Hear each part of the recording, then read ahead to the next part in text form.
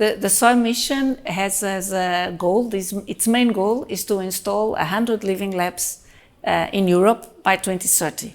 And living labs dealing with soil. And why living labs? Because the idea is that research comes closer to practice and also to managers, so technical staff and also policymakers, which will influence the regulation on soil. So work together with all types of stakeholders to solve real world problems and to help farmers innovate in their business models, in their management practices, in their production mainly, or maybe in the way they relate to the market, so that by doing this, they will be more attentive to soil. They will be more taking care of their soil. They will put soil more high up in the hierarchy of their decisions.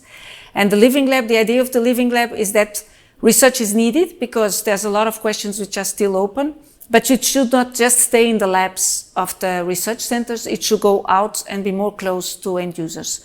So one Living Lab is a set, a group, a cluster of plots in real world farms, in different farms, so that different landowners are involved. It could also be forest owners, and then it's a forest living lab, or in urban soils, and then it's an urban soil living lab.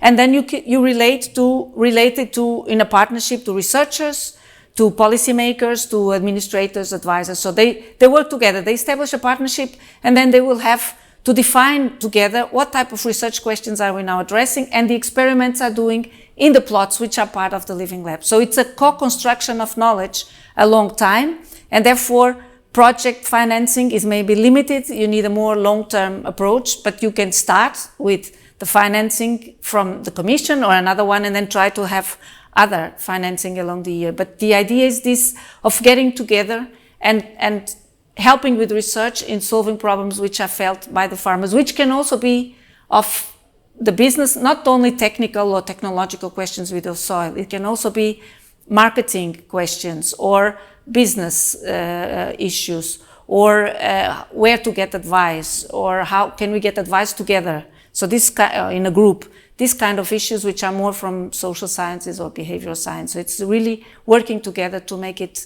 the transformation which is needed in society for improving our soil health.